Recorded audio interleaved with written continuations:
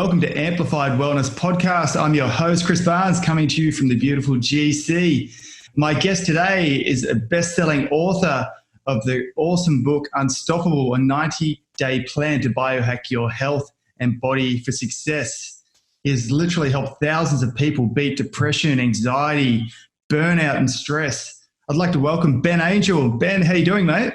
Good, Chris. I'm doing really well. It's great to be here. Mate, absolutely awesome to have you on the show.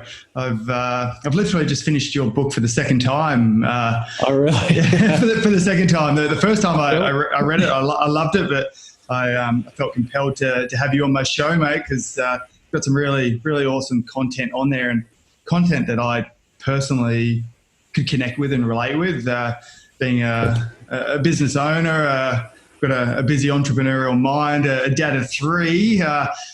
I can relate to so many areas and what you've been through, and I think I've been a biohacker at some degree for most of my life, just dabbling with ways to optimize my health. So there's some really really fun stuff in the book as well, and I know that so many people will find great value in this.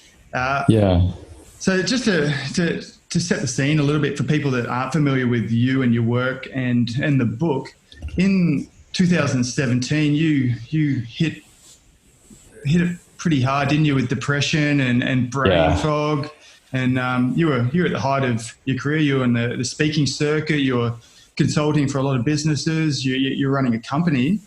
Did it just smack you one day? You woke up and you're like, man, I'm burnt, or was it a gradual lead up? It actually happened pretty much within 2 weeks of coming back from the US.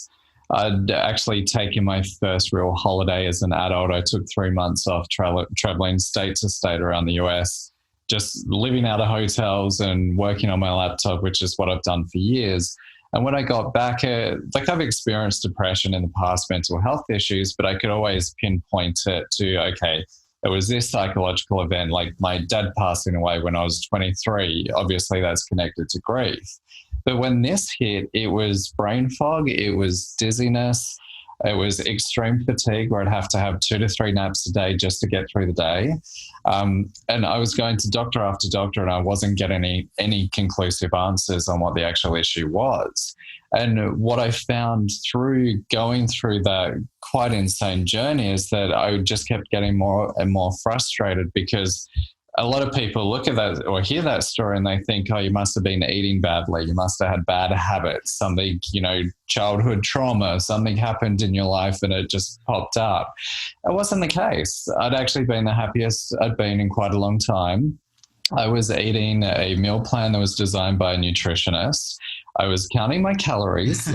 I was doing everything an individual should. I was doing visualizations, meditations. I was doing CrossFit 6 days out of the week, working with a personal trainer. So when the doctors were looking at me and they were assessing me, they're like, we can't work out what's wrong with you, because everything that you're doing, you should be healthy.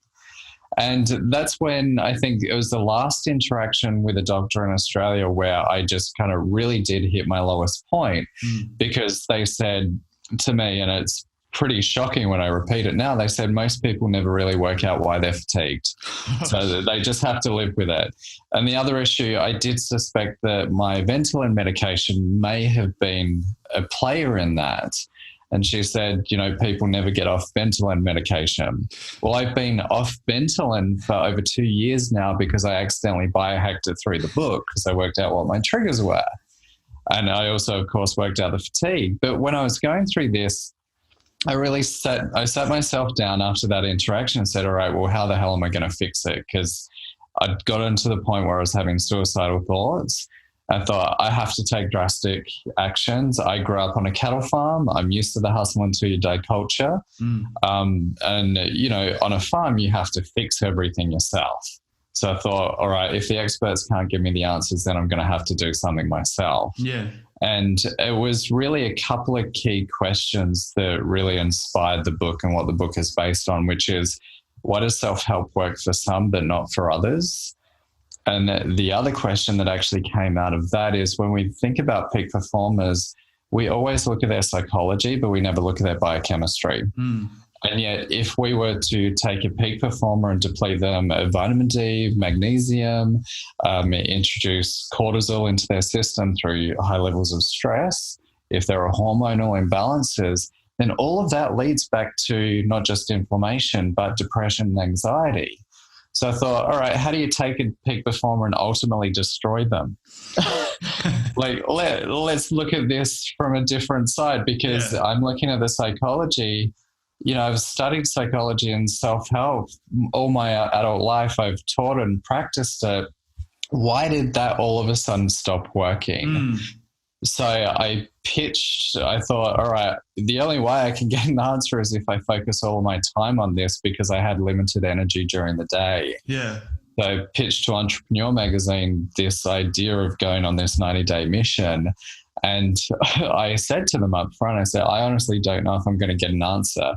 I don't know if, what the end of the book is going to be like. Yeah. And I said, they're aware of the risk. And despite me kind of forewarning them, they kind of jumped at it, which was, it says a lot about them as a publisher to take that risk with me. Oh, well, what a great journey. Yeah. Like to get 90 days to go across the world to chat with the top neuroscientists, integrative doctors, the best biohacking minds in the world, Dave Asprey. Yeah. What was your initial response to that when you immersed yourself? Did you see change straight away, or was it? No, it was actually the first 30 days I wanted to quit, and my symptoms actually got worse. I became even more depressed. And I think a lot of people kind of look at this journey and thought, you just took 90 days to, go off and just have fun. It wasn't the case, because I had to keep making money because I self-funded the project. So I was still working the first few hours of the day after a nap. Then I'd spend more time focusing on this in the afternoon.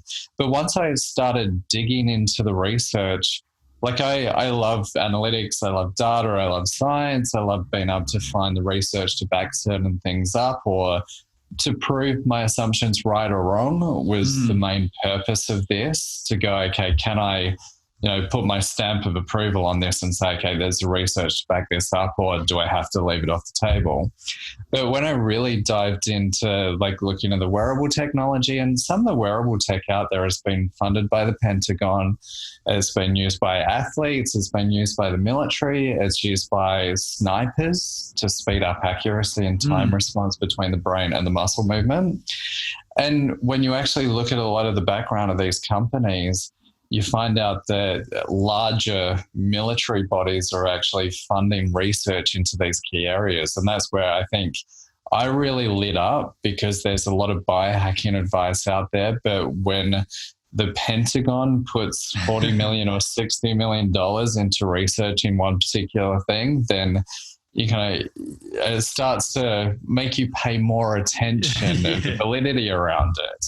100%. Yeah. But we're gonna touch on some of those wearables shortly as well, because I'm super fascinated with one in particular. I use one which I have for the last couple of years, which is which is the Muse, the brain sensing headband, which I love. I have that. We've got one here.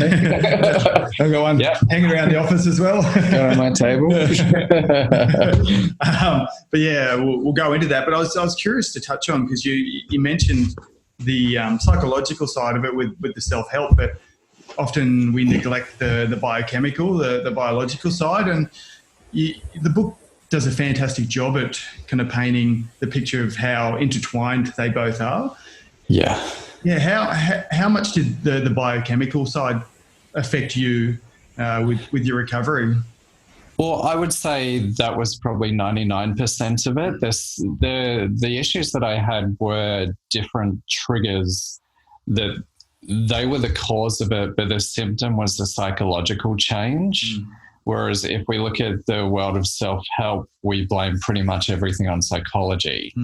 But when we dig a little bit deeper and understand that we're each biochemically unique, not everyone can apply the same psychological strategy and get the same response. And in researching the book, I was speaking with a clinical social worker who's a great friend of mine, and she was telling me the story of her patient who had been suicidal on and off for 5 years. And so she was treating her, she was under her care. And then one day, kind of almost as I'd finished writing the book, the patient had gone off and actually had a blood test done by a completely different doctor. And they discovered there were minute traces of vitamin D in her system. Within 2 weeks of supplementing with vitamin D, the suicidal thoughts went away, the depression alleviated. And within a month, she'd actually quit her job, started her own business, and reconnected with family members that she hadn't seen for years. So some people say, oh, you just got to think positively. And it's like, well, that's not just the case. And, you know, we can push through with willpower for so long, but willpower is very much finite in that if you're using willpower to treat symptoms that are covered by a different underlying cause, you're just treating the symptom, not the actual cause itself. Yeah. And that's why I recommend, and in the book, as you've read, I wanted to look at it in terms of also identity types, in terms of how does our behavior change and our identity change as our energy levels fluctuate up and down. And speaking with the same clinical social worker, she said that there were certain patients that she absolutely refused to see at 3 or 4 p.m. in the afternoon because there was no cognition, the critical thinking wasn't there. They wouldn't be able to process the session. Yeah, it's all of us. I can relate to that. Yeah. So when we look at identity, you know, psychologists used to think identity was very much fixed, but that thought has very much changed more in recent years. Because, you know, as we go up and down throughout the day, I mean, you can be at the top of the world first thing in the morning or the worst person in the world, depending on if you're a morning or afternoon person. But if you suddenly have a crash midway through the day, you know, you're fighting against potentially as you've had sugar, so you've had a crash. So there's been a biological response there, and you're pushing yourself to think positively. So you're having to use even more energy, even though you're depleted. So you become depleted even more. So you're making that situation worse. And what I found through the book is sometimes it's a simple solution. Other times it's more complex. Yeah. So it's not to say vitamin D, you know, is the cause of all depression. That's not the case. It's one aspect of it. Yeah. And the biggest thing in doing all of this research is everything is connected. Like for me, I used to have asthma attacks as a child. Now, through the book, doing the research, I realized the low testosterone that I experienced at the time had a factor to play in with my asthma symptoms getting worse. Low vitamin D also had a factor to play in it.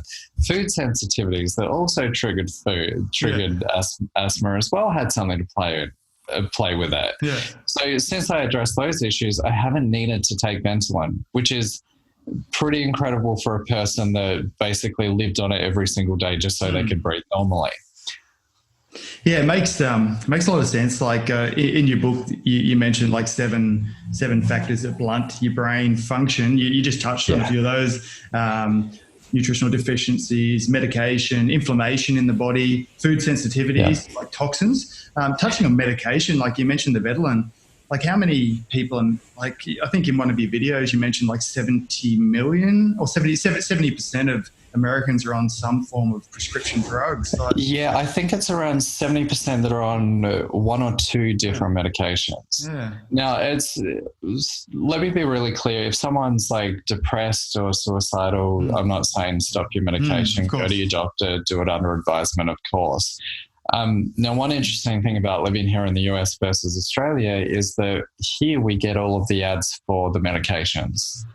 And the first 10 seconds is, you know, talking about all the benefits. And the last 60 seconds is talking about, you know, you might have suicidal thoughts. You may have depression. You may have erratic behavior.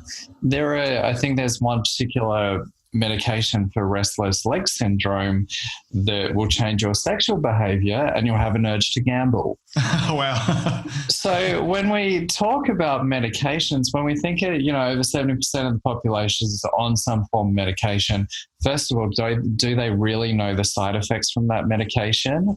And have they been assessed for, is the medication treating the cause or the symptom? I had a case with a good friend in Australia where his blood pressure went up. I think he was initially on 3 medications. all of a sudden he gained, I think it was well over 30 kilograms in a space of 6 months. Wow. This is a guy who actually won a CrossFit competition in the state at his local gym. Yeah. So, and I could hear in his voice that he'd suddenly become depressed as well. There was a significant behavior change very, very quickly. So we got him to go to a functional doctor. So a functional doctor, for those that don't know, it's very much an emerging field and it's getting a lot more attention, thankfully, that they'll spend sometimes 30 minutes to a full hour with you, depend on how they work, but they'll look at the body holistically and go through all of your different lab results to say, okay, here's something that your local GP may not have picked up. So thankfully, that doctor was able to get him off of a couple of medications. His weight dropped significantly and his mood improved. So when it comes back to the same thing of, I grew up on a farm, like I said. I grew up with the mantra of just toughen up, sunshine, just get on with it. But our environment has changed significantly, but our thinking really hasn't in this specific area. And food sensitivities is a big one. We've had well over 10,000 members do the online program that's part of the book. We have countless members going out, they do a food sensitivity test, they start to do an elimination diet, and they notice a significant change in their mood and their behavior pretty quickly. Really? So with me personally, I found out that coconut is my kryptonite. Wow. Now, no, I had a meal plan done by a nutritionist, and that was something that I introduced at the time. You wouldn't think for 1 second that coconut would give me brain fog or I'd feel angry or depressed for several days after having it. So there's obviously some kind of inflammatory effect that it has on me. Now that's not to say coconut isn't good for everyone, because this is where it comes down to the bio-individuality, is that it may be healthy for you, but it's my kryptonite. Yeah. And when we talk about food sensitivities, it's not an allergic reaction, such as having a peanut and someone goes into anaphylactic shock. It's around different symptoms that may occur. So that could be inflammation, it could be depression or even anxiety. So obviously coffee is a big one. And in the book, I did share the story of Ruth Wallen, who wrote about her own journey. Now, she was admitted to a psychiatric ward for quite a number of years, and the doctors couldn't work out what was wrong with her until one doctor thankfully came along and found out she was highly sensitive to caffeine. Because caffeine actually screws with adenosine in the brain, which is a calming chemical. And studies have shown that depending on the individual, it could cause schizophrenia, be implicated in that, depression, anxiety, personality disorders. So when people are thinking about, okay, my energy is bad or I'm having mood swings, start looking at some of the basics in terms of what you're eating. Keep a food journal to go, okay, I ate this yesterday and now I feel like crap. And we had a member share in the group that she had something the other day and she had 3 days of just horrible brain fog and fatigue. And she's like, okay, I've worked out one of my kryptonites. Yeah. And, it's exciting. It's exciting when that happens, because you suddenly recognize, okay, that's one of my triggers. It's not just all in my head. I'm having an actual chemical reaction to this. Yeah, no, makes a world of sense. In your book, you touch on energy needs, and often people suffering from fatigue go into like this self-preservation mode. How would you describe that to somebody as a self-preservation mode? Yeah, so when I was looking at, in the book, I basically looked at identity, and I came up with the identity formula, because I wanted to come up with a formula to help people understand, really gauge where they're at. It's all the biohacking advice is great, but if you don't have like a structure to put it in, you kind of really don't know where to go. So initially for the book, we surveyed 1,000 people to see what kind of symptoms they were experiencing, what would be considered a peak performer, what would be considered someone who is really struggling. And we divvied it up into 4 different identity types based on a battery. So when we think about our own energy, if we think about a mobile phone, we plug it in overnight, wake up the next day, fully charged, good to go. all the processes, all the software is working fast in the background, but as the day goes on, if it hits 5%, it'll probably turn on power saving mode. And we're really no different as an individual. So we looked at it, and that's why we put it in a battery. So if we divide it up into the 4 different identity types, at the top we have the catalysts. So they're the fully charged go-getters, have full mental cognition, good posture, they have a purpose, they're eating well, they're exercising, and they don't have any other kind of major symptoms. So they represent the top 75 to 100% in the battery in terms of charge. Under that, we have a synergist, which is 50 to 75% charge. So the synergist is doing really well, but if they push themselves too far, then because they're on the cusp, they could drop down into the next one, which is called a guardian. And then a defender is at the very bottom. A defender is 0 to 25%. You really do need medical care if you get that result. And self-preservation mode comes on kind of around the 50% mark. There's kind of no particular area. It can be turned on by fear, or it can be turned on by nutritional deficiencies, stress, anxiety. But when that happens, the brain has to prioritize vital bodily functions over anything else going on in your life. So if you have a particular goal you want to achieve, but self-preservation modes come on, you are in fight or flight, where your body is just going, no, there's no energy for that. You've got to preserve these bodily functions over here because that's critical to life. You don't get a say in it, so your ass will probably end up on the couch. And you'll probably be sitting there going, what the hell is wrong with me right now? Why can't I just get motivated? Well, self-preservation mode is a safety switch in the brain to protect you. And when doing this, we've now surveyed, it's over 45,000 people with this, and it's an ongoing survey on our website. What we actually found is, I've got some of the data here if you want me to go through it. Absolutely. It's pretty enlightening. So if we look at the top individuals, the catalysts or the peak performers, what we found is only 10% rely on caffeine, 58% exercise 5 to 6 days a week. Only 2% are on medication. I want you to remember that number. Wow. Only 12% would be considered overweight. 8% have some form of chronic pain. 12% have an afternoon crash. 6% have poor gut health issues. 88% have a strong sense of purpose. And 77% eat healthy. Now, the peak performers out of the 45,000 we surveyed only represent about 6.7% of people out of 45,000. So not many people are true peak performers. But then when we go down to the defender who's completely depleted, this is where we really start to see a big contrast. So 73% rely on caffeine. Now, as we've discussed, they may be having symptoms from the caffeine itself, especially when that depleted, the body is just starving. 14% exercise. 51% are on some form of medication. Wow. So you think about that, 2% of peak performers are on medication versus 51%. That's significant. Huge. 67% considered overweight. Now, we know that going on a diet and losing weight isn't just a vanity project, it's for health. We know that being obese and overweight is also linked to inflammation. Now, inflammation releases cytokines, which have a real impact, and the studies have shown that cytokines can alter our behavior. And in fact, there was one particular study that's been done where they found that inflammation can remove motivation by reducing dopamine in the brain. Now, all of the research that we've done talking about, the food sensitivities connected to inflammation. Exercising helps to reduce inflammation. Obviously, you could have an injury which could cause it, but obviously on the positive side, medications could cause inflammation. Chronic pain, once again, connected to inflammation.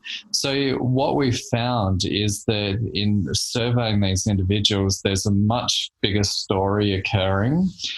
The other results were 64% of those really struggling had chronic pain, poor gut health, it was 83% of those individuals had poor gut health.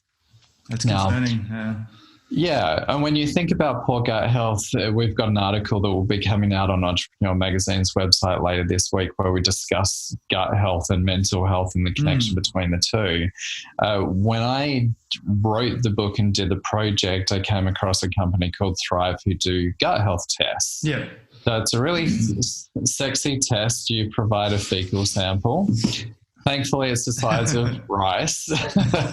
It gets sent off to their labs, and they actually provide you an online report of your different levels of key bacteria in your gut microbiome. And one thing that came up was that I had very low bacteroids in my system. Now, a study that I actually found after the book was released is that in doing research into individuals who are depressed, they found that those individuals who were depressed had lower bacteroids than a healthy individual. Okay. And there is about to be a probiotic come out by this company in the next few months where they found that this particular strain of lactobacillus, they're having significant results and improvements of individuals who are depressed. They're also seeing results in kids with autism. Wow. Huge. So I know it's Nestle who've actually, I believe they invested well over $60 million in researching probiotics because they can, first of all, see the market for it. But a lot of research is going into the particular weight, because studies have shown that if a fecal transplant has been done from an overweight person to a healthy person, in some instances, the healthy person suddenly gains the weight and they have trouble losing it. Yeah. And versus the other way, suddenly the overweight person starts losing weight. So we're really verge on this huge evolution and looking at gut health as well as kind of mind control, what our gut bacteria is doing, because it weighs about the same weight as a brain. And people really need to think of this as a second limb. Another limb that they need to actually take care of. Absolutely, Yeah, but doing the research, and one interesting thing is we find with defenders, the depleted, that only 12% have purpose versus 88% of the catalysts who have a purpose. Now, a lot of people will look at this and go, all of their issues are about purpose, because that's what we've been trained to think through all of the self-help education out there. But it's really the chicken or the egg scenario. Did they suddenly try and, go undertake a new meal plan that introduced food sensitivities to the diet? They had inflammation, the motivation reduced. They lost their sense of purpose that way? Or was it a psychological event that occurred, the loss of a loved one, trauma, abuse, whatever it may have been? Did it occur the other way? Yeah. So this is, when people are trying to find answers, there's a couple of things they can do. First of all, that I recommend is they do a timeline of events. So they look back, okay, when were they performing at their absolute best? What was happening when things started changing for them? And did they move homes? Did they move countries? Did they introduce new food groups? Did they go on medications? Did they take a course of antibiotics? And that's one of the first questions a good functional doctor will ask you, because antibiotics take a scorched earth approach to our gut microbiome. It wipes out good and bad. And I also found that I'd taken a course of antibiotics for a bad sinus infection just as things were getting really bad, and that's when it got even worse. Yeah. Now, so it's not to say don't take antibiotics if it's recommended to you, but make sure that you're trying to do things to boost your immune system.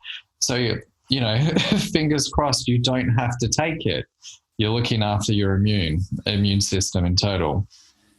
Yeah, it's such an emerging field, isn't it? Like gut health, and it's fascinating. Like there's so many things that affect like the balance in our gut these days, with like pesticides and herbicides on all our food, like the unfiltered drinking water that we have.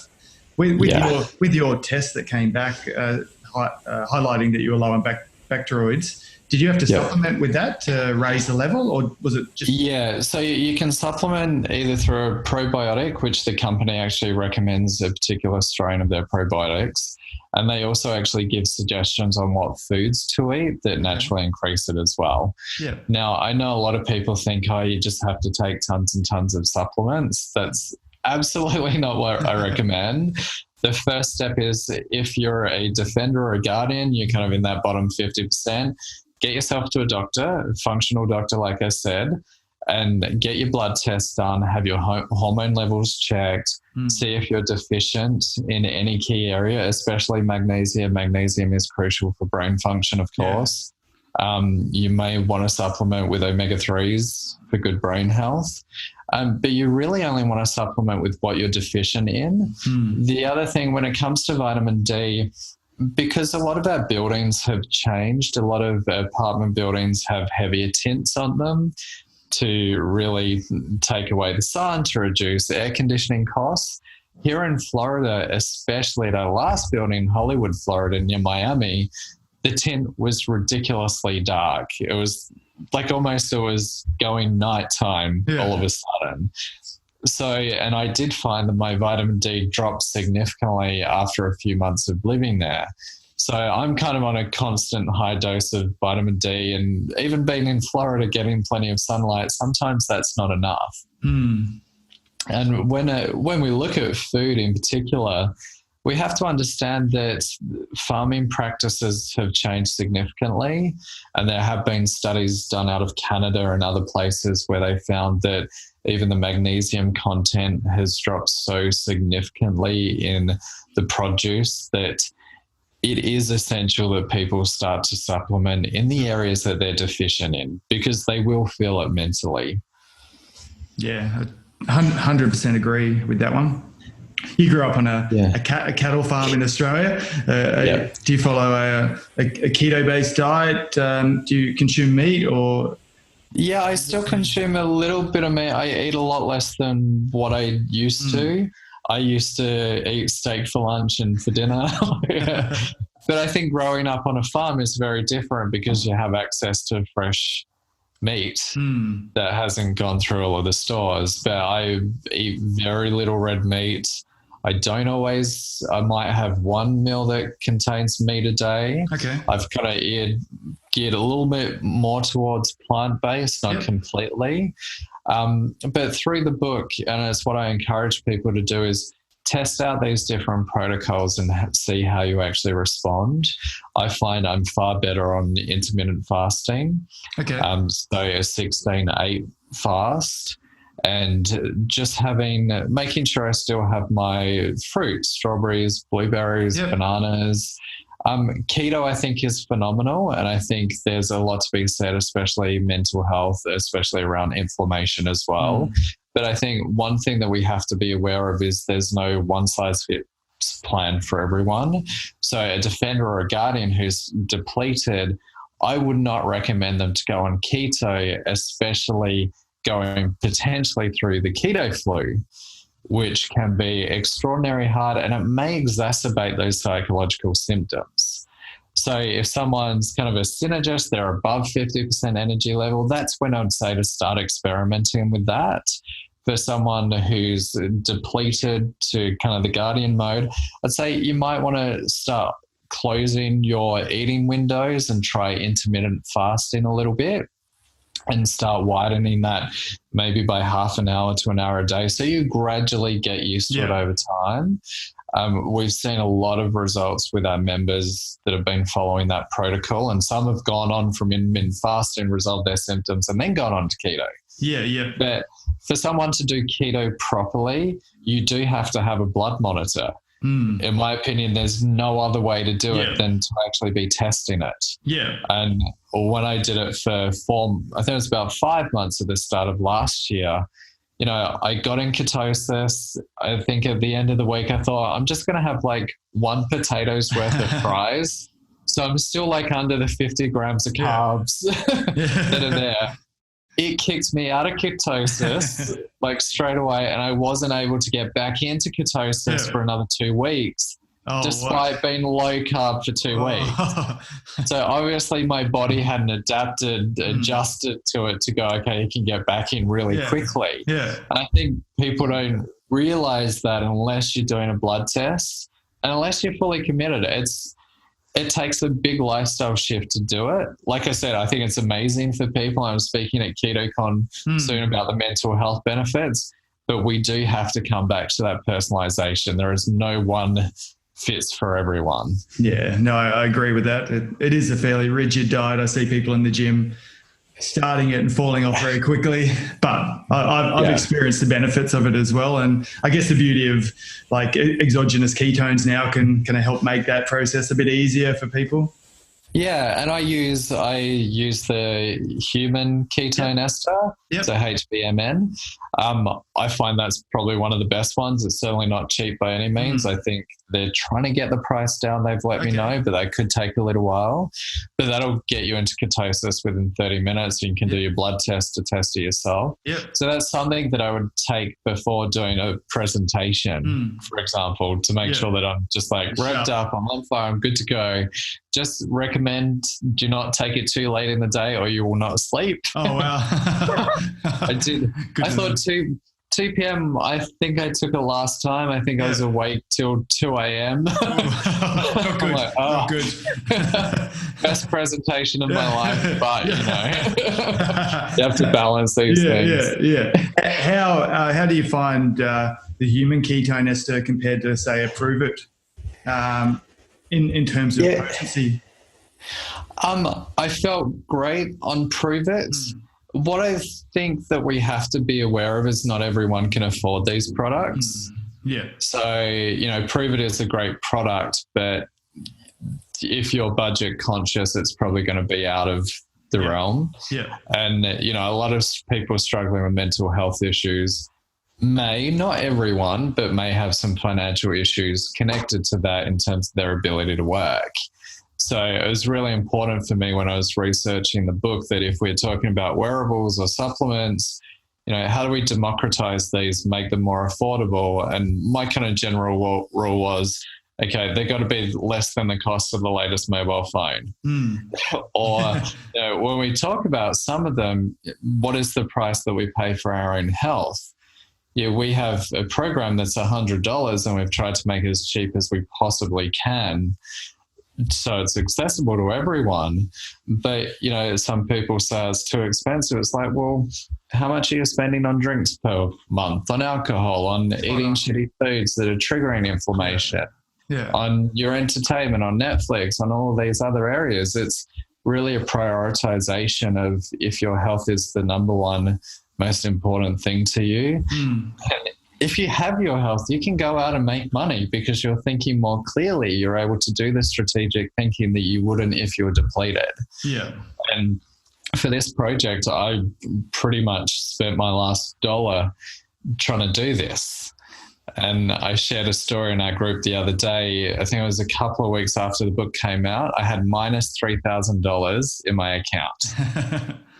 And that was scary as hell, but I just trusted my intuition that this was what I wanted to do. So I threw every single thing I could at it at great risk.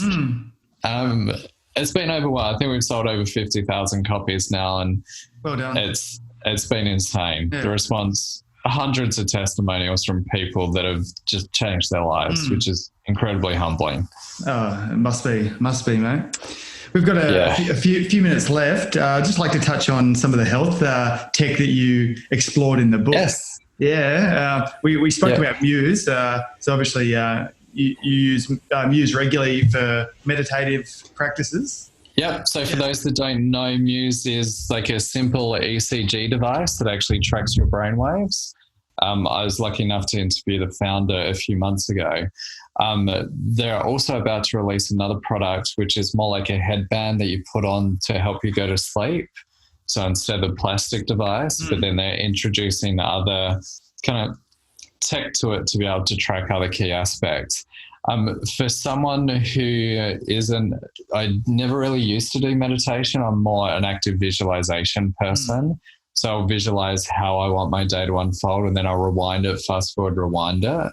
And it really does trick your subconscious mind to thinking that your day's been and gone. There's nothing to worry about. And I find that it just drops you straight into the flow. So with Muse, it's very much about calming your mind down. I've got to say, I still find it really challenging from time to time. And I've got friends who just nail it immediately, but my brain kind of goes a million miles per hour. The benefits are significant in terms of, not just feeling calm, but decreasing the cortisol. And as we know, psychological stress can also trigger inflammation.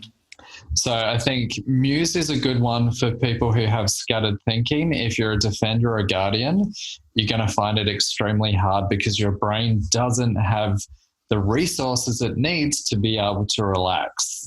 Everything is geared into the other direction. The other device that I didn't cover in the book is actually this one. I'm not sure if you've seen this one. No, what's that? It's called Brain Tap. Oh, wow. So, I've already used up all the battery. It's gone flat. This actually has LED lights in the ears as well as across the visor. So it's actually a form of light therapy. Okay. They also use isochronic tones as well as binaural beats to help change the brain waves that you actually have at the moment. So Dr. Patrick Porter is the creator of this device. Video up on YouTube that explains why it works and the benefits of it. This is great if you say pushing yourself a lot psychologically wise with your work, you're mentally exhausted. I just might put it on for 10 or 15 minutes during the day, do a quick session. And the binaural beats are actually for a specific frequency and what you want to achieve. So you might even want to put it on to get into a state of deep sleep. So it has delta binaural beats in there. Now, with binaural beats, the brain actually starts to sync to the beats over time, hence changing your mental state. So I found this incredible. And I do listen to binaural beats when I'm working quite a lot too. Yeah. So that's one of my other favorites. I, of course, love Halo Sport. I don't know if you've tried that. I have not. No. It sounds fascinating, like being in the fitness industry and the gym. Anything that can amplify your training. It sounds awesome. Halo Sport, that was created by neuroscientists, and the neuroscientists behind it also helped to create one of the first implantable devices to help detect and prevent seizures from occurring. So we're not talking about some gimmicky little device that was, whipped up in someone's garage. Like, these are heavy hitters in terms of the research that they've done. And it provides electrical stimulation to the motor cortex. And you put it on for about 20 minutes before your workout session. The benefits last for about 60 minutes after that. So you want to either take it off the second you get into the gym or use it during your gym session. This is one that is being used by military in terms of the fighter pilots to speed up reaction time between what the brain's doing and the actual muscle movements in the fingers. It's been used by countless athletes, especially here in the US. And as I share in the book, I hit a personal best every single day for the 30 days that I did it. Seriously, it was batshit crazy. Because doing a CrossFit program that I did for the 30-day trial, and the video of my 30-day challenge is up on my YouTube account where I try the device and I interviewed one of the owners. But it felt easier lifting the weights. It's really hard to explain. It's like I just kept on putting the weight on. It didn't feel harder each time. And I also noticed I didn't experience as much physical pain afterwards. And I've just literally started doing it again with a new CrossFit workout in the last couple of days.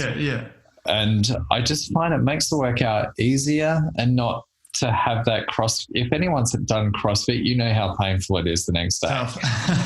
You can barely go to the toilet sometimes because your legs are so painful. It's to sit. So I've found that obviously there is some scientific evidence around the electrical stimulation and brain, but I feel like there's some kind of mental benefit there, although the company is specifically honing in on the physical benefits. But that is one of my favorite devices. Yep. And the last one I wanted to touch on was the touch points. So yes. Yeah. Oh, here we go. These sounded fascinating. Yeah. So how do they work? So these were created by, once again, neuroscientists, a different company, Dr. Amy Sarin, and they were brought to market by Vicky Mayo. The two teamed up. So the inspiration was Vicky's adopted daughter was having severe night terrors and tried psychological work, couldn't calm her down. This is based on bilateral stimulation. So there are actually two devices. You wear them like a pair of watches, you put one on the other hand. This one vibrates, and it goes back and forth. You can speed it up or slow it down. So what it does is it interrupts the stress response. Now, we've seen crazy case studies with this, and one I documented a lot of this on video so people can not just read about it, but see it on video. But the story of Trish, who's a good friend of mine, she had really bad thalassophobia, which is a phobia of deep water and the ocean, anything that's under it. She was bad to the point that if she was walking along the ocean and she saw it sometime and her partner wasn't with her, she'd fall to the ground in fear. She'd be on her knees. Wow. So even driving over bridges, she'd have to wear a cap and literally cover the side of her face to go over it.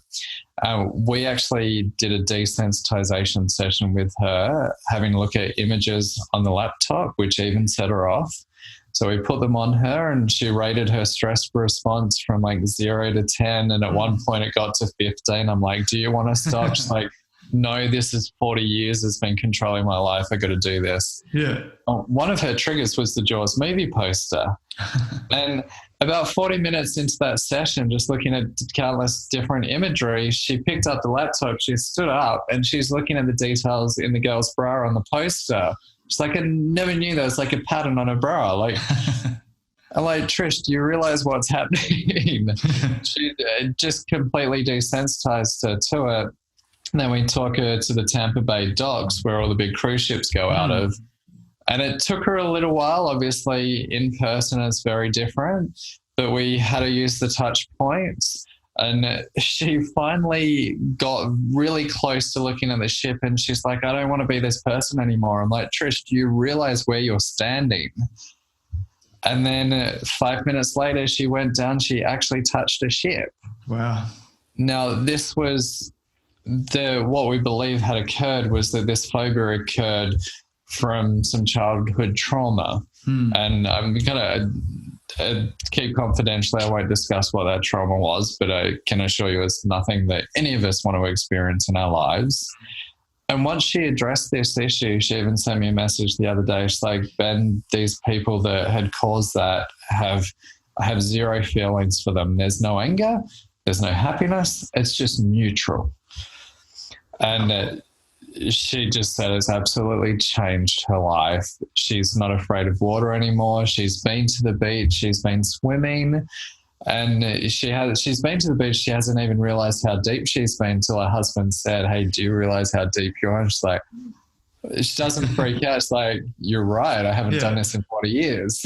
So it's huge. Sometimes when we look at devices like this, less than a couple of $100, but we hear about case studies of changing lives all the time. I use it for writing or when I need to get into a calm state, just switching off the primal mind to just rationally think things through. So definitely one of my favorite.